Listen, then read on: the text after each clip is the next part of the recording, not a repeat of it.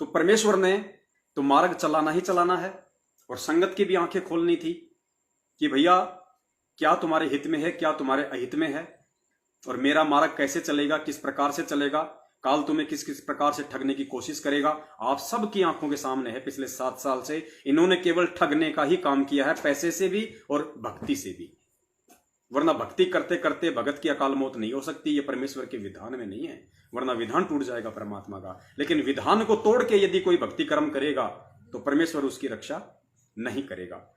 तो ठीक इसी प्रकार सृष्टि रचना के माध्यम से परमेश्वर ने जब अचिंत को अपनी समर्थता से परिचित करवाया कि अचिंत आगे चल के कोई टांग मत अड़ा देना मेरे मिशन में, ठीक इसी प्रकार पुण्यात्माओं समझदार को संकेत काफी होता है।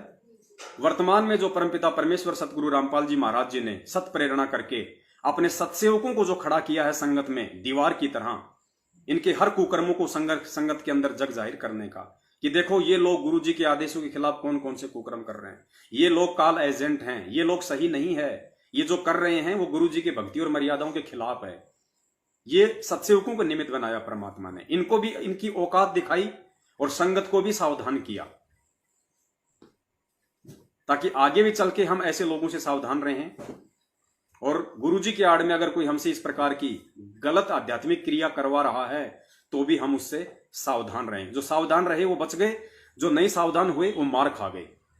अब सबसे पहला इन्होंने आध्यात्मिक कुक्रम हमसे क्या करवाया, इस काल भगवान ने इन लोगों को निमित्त बना के, गुरु जी के परिवार वालों को, भाई बंधुओं को, इन कोऑर्डिनेटरों को, सबसे पहले उसने गांव गांव शहर शहर में फर्जी नामदान केंद्र खुलवाए, और लोगों ने जा जाके वहां पे नाम दीक्षाएं ले ली। और हम चिल्ला रहे थे कि भैया ये फर्जी नामदान केंद्र हैं, ये गुरु जी का हिसार जेल से कोई आदेश नहीं है। गुरु जी तो पहले ही कह चुके हैं कि भैया मेरे सतलोक जाने के बाद डीवीडी से नाम दीक्षा दी जाएगी, और अगर डीवीडी से भी नाम दीक्षा दी जा रही है तो कम से कम गुरु जी का सन्मुख आदेश तो देख लो। क्या किसी सत्संग में आज तक गुरु जी ने 27 वर्ष में कहा है? क्या सन 2014 बरवाला कांड से पहले क्या परमपिता परमेश्वर सतगुरु रामपाल जी महाराज जी ने जहां वो रहा करते थे जिस आश्रम में, क्या उस एक जगह के अलावा विश्व में कहीं कोई दूसरा नामदान केंद्र खोल रखा था? जबकि हमारे तो और भी आश्रम थे। हमारा तो उस समय करोथा में आश्रम था, दौलतपुरा में एक छोटा आश्रम था, जिंद में हमारी एक छोटी सी कुटिया है, वहां तो भी परमात्मा खोल सकते थे, वो तो हमारे खुद के आश्रम थे। फिर भी उन्होंने कहीं नहीं खोला सिवाय अपने। क्यों नहीं खोला? क्योंकि इस बात को परमात्मा ने बार बार संगत में सार्वजनिक किया, और बहुत पहले ही परमेश्वर ने 2000 के आसपास ही परमात्मा ने स्पष्ट रूप से खुल के बता दिया था, स्पष्ट रूप से। आज वो वीडियो आपको सुनाएंगे, पुण्यात्माओं आपकी आंखें खुलेंगी अगर आप वास्तव में इंसान होंगे तो। और जितने भी लोगों ने इन फर्जी नामदान केंद्रों से नाम लिया है, उन लोगों की भी अकल अगर काम करे, उनको भी अगर समझ में आए, तो वो भी इस वीडियो के माध्यम से समझने की कोशिश करना कि तुम्हारा बाप कभी दोगला काम नहीं कर सकता। साध वचन पलटे नहीं, चाहे पलट जाए ब्रह्मांड। अगर गुरुदेव ने कह दिया कि मेरे अलावा कोई नामदान केंद्र नहीं खोल सकता, और बिना गुरु के आमने सामने बैठे यदि आप नामदान लोगे, वो सफल नहीं होगा। एक सत्संग के माध्यम से परमात्मा ने हमें समझाने की कोशिश की है। हंसा देश वालों के ऊपर यह सत्संग है। हंसा देश के जो प्रवर्तक थे देशराज जी, उनके 2 पुत्र हुए हैं, एक का नाम सतपाल महाराज, दूसरे का नाम प्रेम रावत अमेरिका में रहता है, करोड़ों की संख्या में उसके फॉलोवर हैं। तो ऐसे ही ये सत्संग चल रहा था, तो उनसे जो नाम दीक्षा ले चुके थे, जो क्रिया उनके द्वारा जो बताई जाती है, जो प्रेम रावत के द्वारा, तो उन लोगों से पूछा गया कि भाई तुम लोगों को नाम कैसे मिला, तुम्हें क्या क्रिया बताई और कहां से नाम लिया? बोल जी हमने वहां से नाम लिया। बोले तुम्हारे गुरु कहाँ रहते हैं? बोले हमारे गुरु तो इंडिया रहते हैं। और तुम? बोले जी हम अमेरिका रहते हैं। तो बोले फिर तुम्हारे गुरु इंडिया रहते हैं, तुम अमेरिका रहते हो, नाम कैसे ले लिया? बोले जी उनके द्वारा जो नियुक्त लोग थे, उन्होंने हमें जो भी उस पंथ की जो क्रिया होती है वो क्रिया उन्होंने हमें बताई, इस तरीके से आंख नाक कान क्या अभी आपको बताएंगे गुरुजी। तब गुरुजी ने उस सत्संग के ऊपर ये सत्संग किया और कहा कि भैया यो काम बहुत अच्छा, ना गुरु सामने है, ना गुरु ने आपको कोई मंत्र दिया, और आप कह रहे हो कि हमें हमारे गुरु से नाम मिल गया। आपको जिसने वो मंत्र दिया है, जो विधि बताई है, वो आपका गुरु है, ना कि आपका गुरु। फिर गुरुजी ने बताया कि ये बहुत अच्छा काम भाई, फेरे तो लो श्यामदास के साथ, फेरे तो ले रही है श्यामदास के साथ, और पत्नी खाती है रामदास की। तो ये काम आप लोगों के साथ में सतलोक आश्रम मैनेजमेंट हरियाणा वालों ने करवा दिया। जिन जिन लोगों ने इन फर्जी नामदान केंद्रों से नाम दीक्षा ली है, उनका गुरु अभी तक वर्तमान तक संत रामपाल जी महाराज जी नहीं है। उनका गुरु वही है जिसने उनको नाम दिया है। जो भी नामदान केंद्र वाला है, असल में उस भगत का गुरु अभी तक वही है। सुनिए गुरुदेव जी के मुख कमल से, आप जी को अच्छे से मालूम पड़ेगा, क्योंकि ये हम आगे जो बातें बताने जा रहे हैं ये उसकी भूमिका तैयार हो रही है। पकड़िए कि दाता हम कुछ नहीं कर सकते।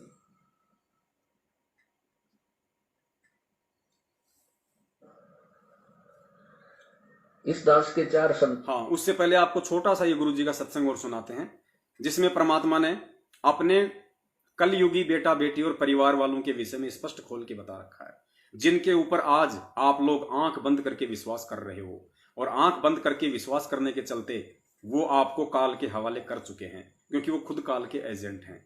अपने बेटा बेटी के विषय में गुरुजी ने 2008 में ही सत्संग कर दिया था। स्पष्ट रूप से परमात्मा ने संगत में बताया अपने बेटा बेटी के विषय में उनके, क्योंकि परमेश्वर अंतर्यामी है, उन्हें पता है कि आगे चल के इनका क्या स्वभाव होगा, क्या विचार होंगे, ये कितना मुझे समझते हैं, कितना मुझे समझ पाएंगे, और किस प्रकार से ये मेरी संगत को भ्रमित करेंगे।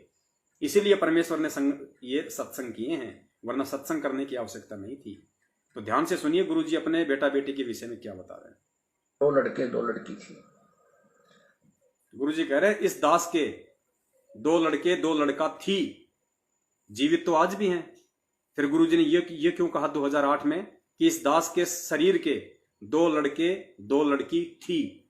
ये भी कह सकते थे हैं, लेकिन नहीं, वो परमेश्वर की तरफ से रिजेक्ट हैं, क्योंकि ये अविनाशी कबीर है। ये अविनाशी कबीर है, ये संभोग करके बच्चे पैदा नहीं करता। और दूसरी तरफ वो काल के एजेंट थे, इसलिए परमेश्वर ने कहा कि दास के शरीर के 2 बेटा बेटी थे। सुनना कराया है तो अचिंत ने कान पकड़ लिए कि दाता हम कुछ नहीं कर सकते।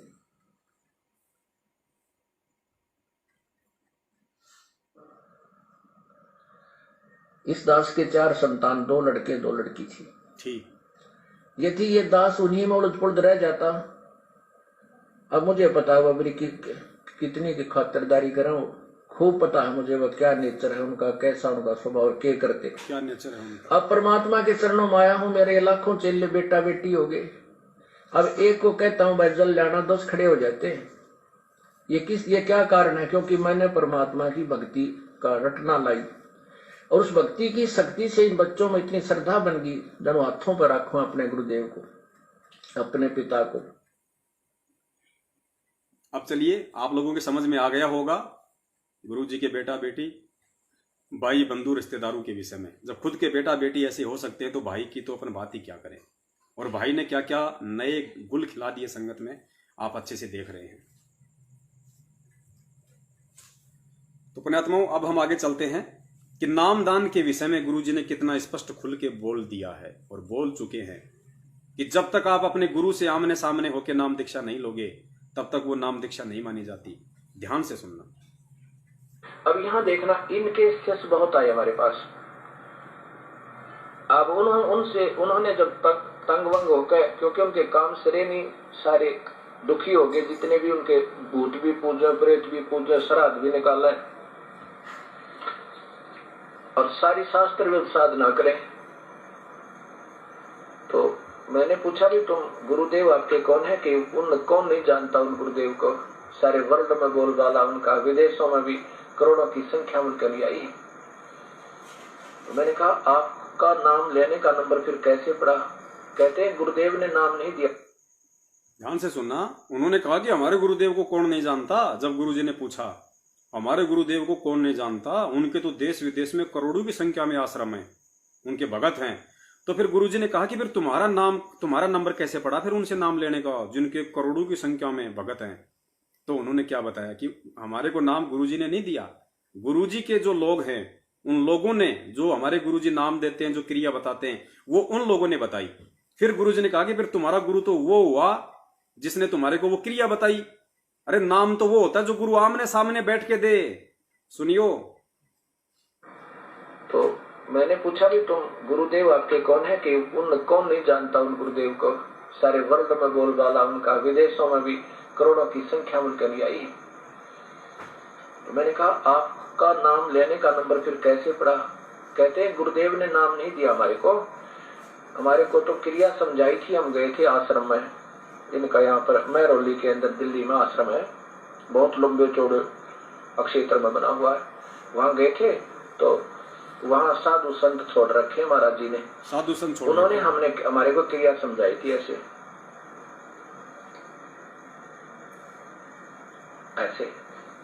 सुनना, ये 4 क्रिया दी थी। ध्यान से सुनना। गुरुजी को से आप मिले हो या उन्होंने आपको डायरेक्ट ऐसे क्रिया करवाई है कि नहीं?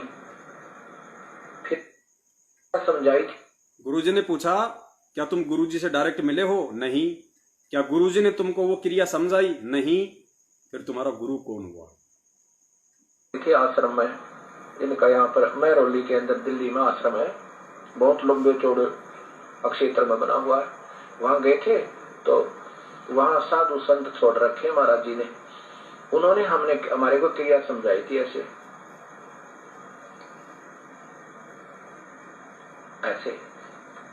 ये 4 क्रिया दी थी। गुरुजी को से आप मिले हो या उन्होंने आपको डायरेक्ट ऐसे क्रिया करवाई है कि नहीं? फिर आपके गुरुजी कौन हुए? आपके गुरुजी कौन हुए?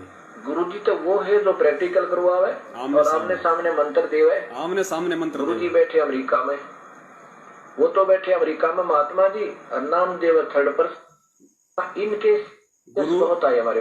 गुरु तो बैठे अमेरिका में और नामदेव शिष्य। तो पुण्यात्मा गुरुजी तो बैठे हिसार जेल में और नाम कौन दे रहा आपको? ये सत्संग इसीलिए किए थे परमात्मा ने ताकि हमारी आंखें खुले। हमारे को क्रिया समझाई थी। ऐसे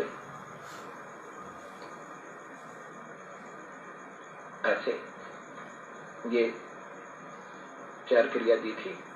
गुरुजी को से आप मिले हो या उन्होंने आपको डायरेक्ट ऐसे क्रिया करवाई है कि नहीं?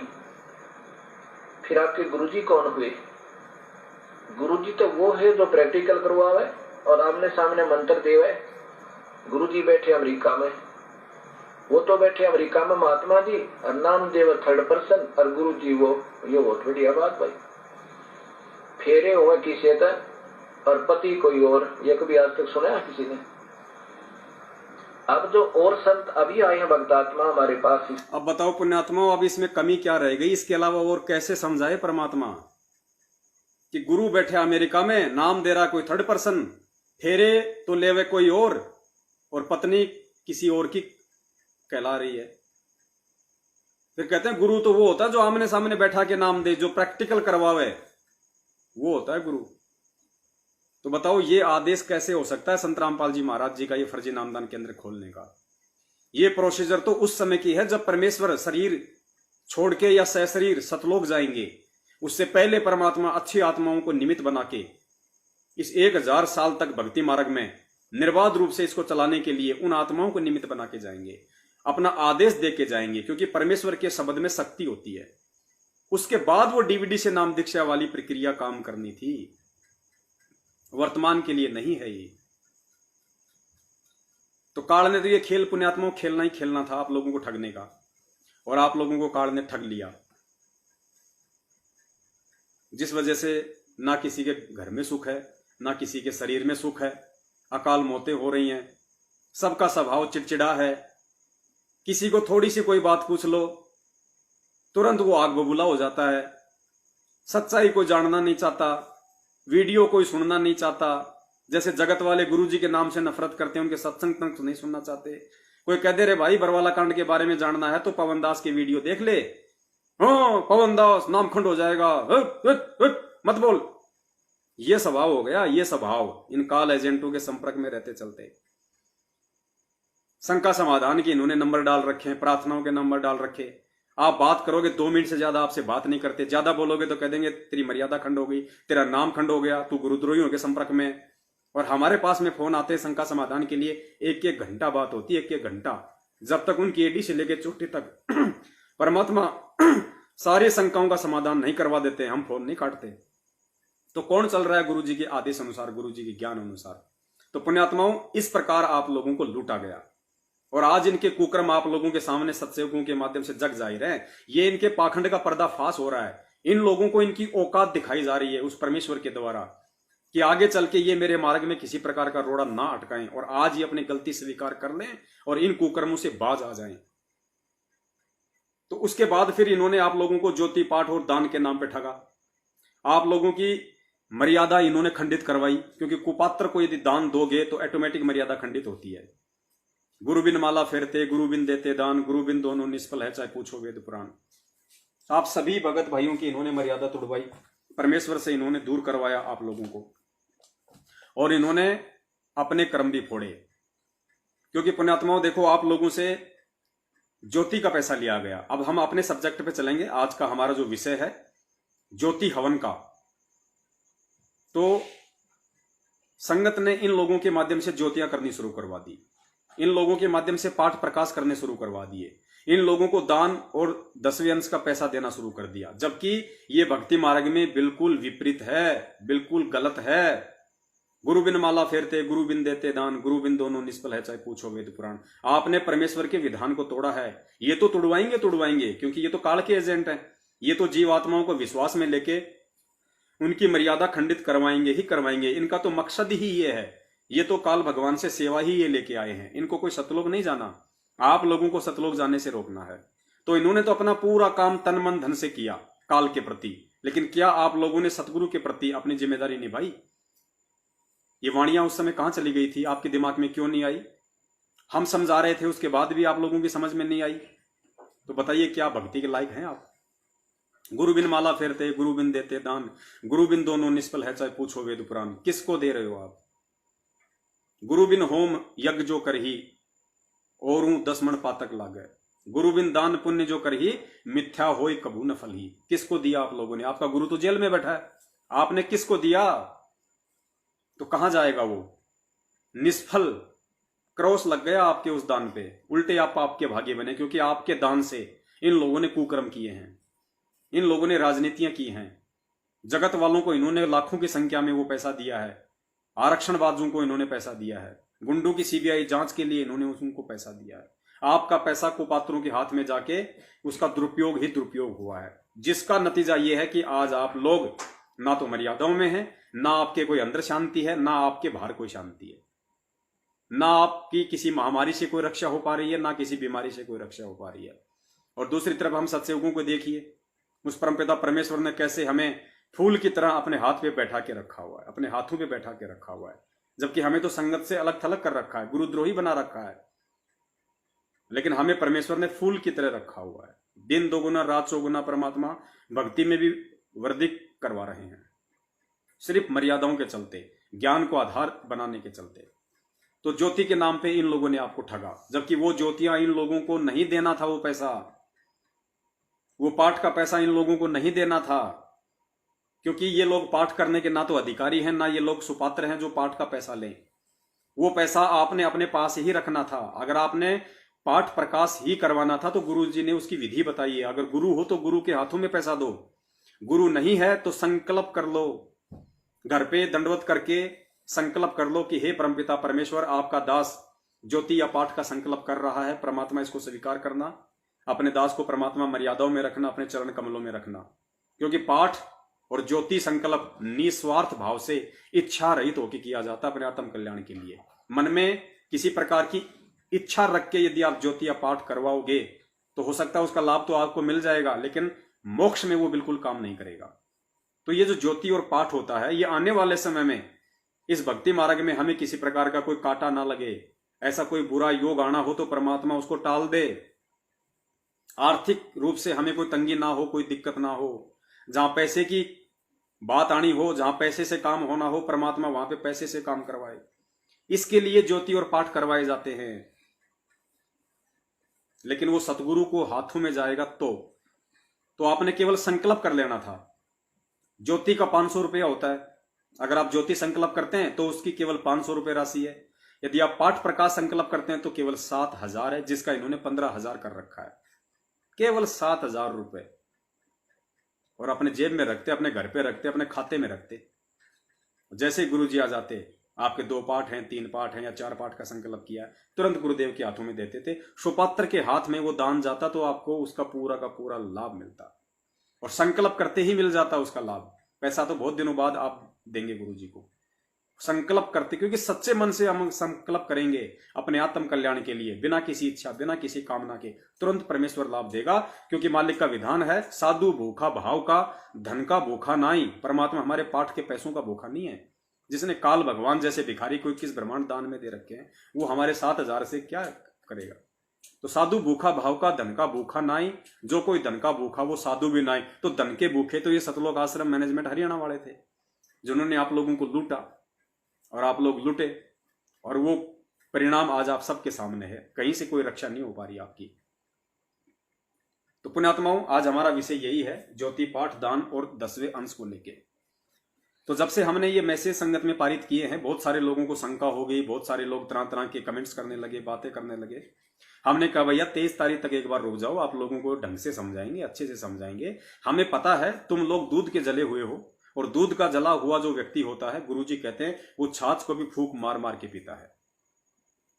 तो हमने कहा कि 23 तारीख तक आप रुक जाओ एक बार। हम किसी से कोई ज्योतिवाती का पैसा नहीं ले रहे भाई, हम किसी से कोई पाठ का पैसा नहीं ले रहे, हम किसी से कोई दान और 10वें अंश का पैसा नहीं ले रहे। ना हम ले सकते, ना हम लेने के अधिकारी, और ना हम आप लोगों से ज्योति पाठ, दान और 10वें अंश का पैसा लेके आपके पाप कर्मों को खाना चाहते हैं। हमें आपके पाप कर्म नहीं खाने भाई साहब, क्योंकि ज्योति पाठ, दान और 10वें अंश का यदि कोई पैसा लेता है तो वो व्यक्ति सामने वाले के पाप कर्म खा रहा है। क्योंकि कोई भी व्यक्ति यदि ज्योति करवाता है, पाठ करवाता है, वो दुखी होकर करवाता है, उसमें कोई संकट है या किसी संकट के निवारण के लिए करवाता है। तो संकट का निवारण कैसे होगा, कौन करेगा? जो उसके ज्योति पाठ का पैसा लेगा। अगर वो समर्थ है तो अपनी सबद शक्ति से, अगर समर्थ नहीं है तो उसके पास में जो भक्ति है वो भक्ति जाएगी, उसकी भक्ति से फिर उसको लाभ मिलेगा। तो भैया, ना तो हम आपको अपनी भक्ति देना चाहते, और ना हम समर्थ, और ना हमारे शब्द में वो शक्ति जो हम आपको आशीर्वाद दे दें, आप हमारे को पाठ के पैसे दो और आपको लाभ मिल जाए। हम काल की सूक्ष्म चालों से भली भांति परिचित हैं, गुरुजी ने खूब समझा रखा है, और हम उस काल भगवान की सूक्ष्म चालों में फंसने वाले अब नहीं हैं। जिन्होंने फंसना था वो फंस चुके हैं और फंस रहे हैं। तो हमने ज्योति पाठ, दान, 10वें अंश का पैसा बिल्कुल भी नहीं लेना है, और जो खाता नंबर हमने ऊपर दिए हैं वो किसके लिए दिए हैं ये आपको अब बताएंगे। देखो पुण्यात्माओं, सबसे पहले तो आप जी से हमारी यही विनती है कि आज तक और आज से पहले यदि आपने जितने भी ज्योति पाठ, दान और 10वें अंश का पैसा इन काल एजेंटों के हाथों में दे दिया है, सतलोक आश्रम मैनेजमेंट हरियाणा वाले के हाथों में, इन फर्जी नामदान केंद्रों पे, आगे से आप जी भूल के भी ये गलती ना करें, बिल्कुल ना करें। ये अंतिम चांस है। आगे युग परिवर्तन है, विनाश का समय है, विश्व युद्ध का आगाज हो चुका है, महामारियों ने दस्तक दे दी है। आपके खुद के भगत भाई बहन कोरोना से मर रहे हैं, बीमारियों से मर रहे हैं। परमेश्वर धरती पे होते हुए भी उनकी कोई रक्षा नहीं कर रहा। सीधा सा कारण है, आप लोग परमेश्वर के विधान को तोड़ रहे हैं। सुपात्र के बजाय कुपात्रों को ज्योति पाठ, दान, धर्म का पैसा दे रहे हैं। सतगुरु के सत्संग रूपी आदेशों के खिलाफ उनके परिवार वालों के आदेशों के हिसाब से चल रहे हैं। गुलामी आप लोग अपने गुरुजी की नहीं बल्कि कोऑर्डिनेटर और नामदान संचालकों की कर रहे हैं। तो भाई ऐसे ही फल मिलेंगे फिर आपको। तो सबसे पहले तो स्टॉप कर दो आज ही। एक नया रुपया जब तक गुरुजी जेल से नहीं आ जाते, चाहे 2 साल लगे, चाहे 4 साल लगे, चाहे 5 साल लगे, चाहे 10 साल लगे, चाहे आज आ जाएं, जब तक गुरुजी नहीं आ जाते हैं किसी भी आश्रम में, तब तक आपने ज्योति पाठ, दान, 10वें अंश का पैसा दान के रूप में किसी भी व्यक्ति को नहीं देना है। भूल के भी ये गलती मत कर देना। ये लास्ट संदेश है। अब आपने क्या करना है, अगर इन चीजों का आपने फायदा उठाना है तो उसके बारे में आज का हमारा मैसेज है।